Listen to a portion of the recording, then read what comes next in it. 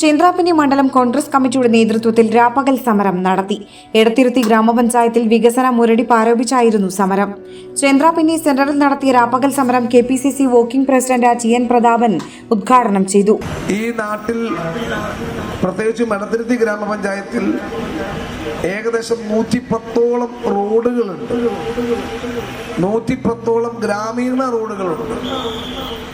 അതിന് എടത്തിരുത്തി മേഖലയിലും ചന്ദ്രാപിന്നി മേഖലയുമായിട്ടുള്ള 110ഓളം റോഡുകൾ ഈ നാട്ടിലെ സാധാരണക്കാരായ ആളുകൾ കാൽനടയായും സൈക്കിളിലും ഇരുചക്ര വാഹനങ്ങളിലും 4 ചക്ര വാഹനങ്ങളിലും ബസ്സുകളിലുമായൊക്കെ സഞ്ചരിക്കുന്നതാണ് എടത്തിരുത്തി പഞ്ചായത്തിലെ 110ഓളം വരുന്ന റോഡുകൾ. ആ റോഡുകളിൽ മഹാഭൂരിപക്ഷവും സഞ്ചാരയോഗ്യമല്ലാതായിട്ട് മാസങ്ങൾ പിന്നിട്ടു.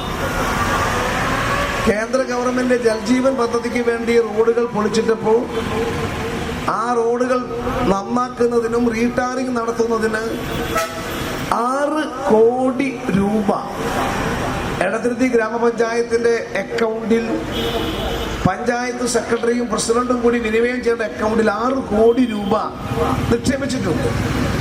ആ 6 കോടി രൂപ എടുത്തുപയോഗിച്ചിട്ട് പഞ്ചായത്തിലെ റോഡുകൾ സഞ്ചാരയോഗ്യമാക്കേണ്ട ഉത്തരവാദിത്തം 18 വാർഡുകളിൽ പ്രതിദാനം ചെയ്യുന്ന പഞ്ചായത്ത് ഭരണസമിതിക്കുണ്ട് എന്ന കാര്യം സന്ദർഭോചിതമായി സൂചിപ്പിക്കട്ടെ.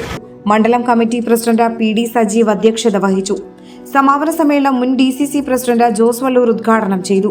നേതാക്കളായ സജയ് വയനപ്പിള്ളിൽ, CC ബാബുരാജ്, CS രവീന്ദ്രൻ, ശോഭ സുബിൻ, സുനിൽ മേനോൻ, MU ഉമറുൽ Farooq, PMA Jabbar, Sunil Lalur, Naushad Attuparambath, TA Nasimuddin, KK Anwar, Shajil ചേന്ത്രാപിന്നി, Anwar Chamakkala, Vaishakh Joshi, Laila Majeed, Shahana Kattuparambil, Afsal Antharathara, KV Biju, CV Suresh തുടങ്ങിയവർ സംസാരിച്ചു. ആഘോഷവേളകളിൽ സ്വർണ്ണ തിളക്കത്തിന്റെ സ്പർശമായി മുഗൾ ജ്വല്ലറി.